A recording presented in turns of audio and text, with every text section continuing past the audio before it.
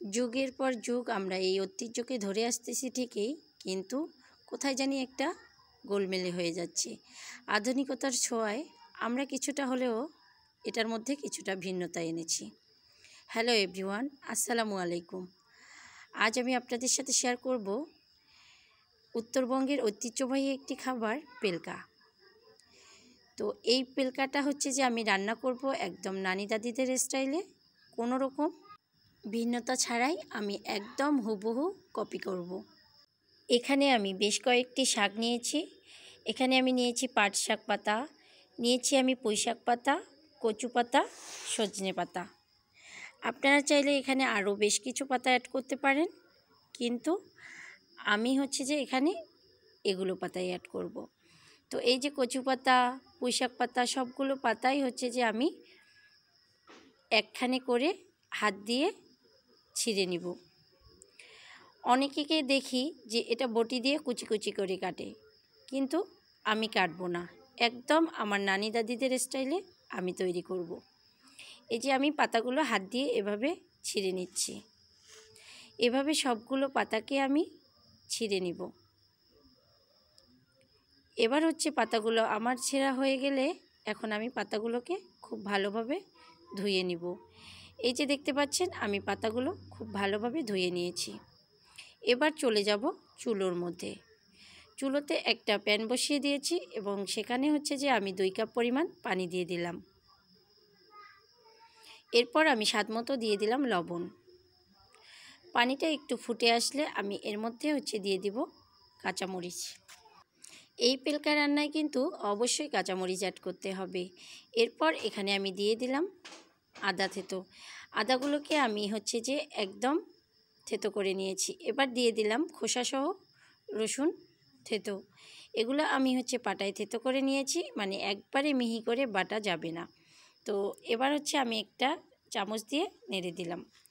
এরপর এখানে আমি যেটা অ্যাড করব সেটা হচ্ছে পেলকা রান্নার মূল উপকরণ। এটা হচ্ছে যে পেলকায় দিলে পেলকাটা খুব তাড়াতাড়ি সফট হয়ে যায়। তো এই যে এখানে আমি দিয়ে দিলাম পরিমাণ মতো সোডা। সোডা দেওয়ার পর আমি খুব ভালোভাবে একটু নেড়ে নিলাম। এরপর হচ্ছে যে আমি একটা ঢাকনা দিয়ে ঢেকে দিব বলক ওঠা পর্যন্ত। যখন পানিটা এভাবে ফুটে আসবে তখন হচ্ছে যে আমি ঢাকনাটা সরিয়ে এর মধ্যে দিয়ে দিব পেলকার সেই উপকরণগুলো। সবগুলো পাতাকে আমি দিয়ে উপর দিয়ে ঢেকে দিব। এবার হচ্ছে যে আমি ঢাকনা খুলে একটু নেড়ে নিব। একটু নেড়ে চেড়ে আমি আবারও ঢাকনা দিয়ে ঢেকে দিব। কিছুক্ষণ পর পর হচ্ছে যে আমি আবারও একটু একটু করে নেড়ে দিচ্ছি যেন নিচে লেগে না যায়। এরপর এখানে হচ্ছে যে আমি দিয়ে দিলাম আরও 1 কাপ পরিমাণ পানি। দিয়ে আমি আবারও খুব ভালোভাবে নেড়ে নিয়ে ঢেকে দিব পাতাগুলো সেদ্ধ হওয়া পর্যন্ত। এভাবে আমি বেশ কিছুক্ষণ সময় ধরে একটু ভালোভাবে নেড়ে চেড়ে নিব, নাহলে এখানে কচু পাতা যেহেতু দেওয়া আছে গলায় ধরার একটু সম্ভাবনা থাকবে। তো এখানে হচ্ছে যে আমি এই জন্য ভালোভাবে হচ্ছে যে একটু নেড়ে নিচ্ছি। তো এই যে দেখতে পাচ্ছেন আমার কিন্তু পেলকাটা একদম সেদ্ধ হয়ে গেছে এবং অনেকটা সফট হয়ে গেছে। তো এবার হচ্ছে যে আমি একটা ডাল ঘুঁটা দিয়ে ঘুঁটে দিব।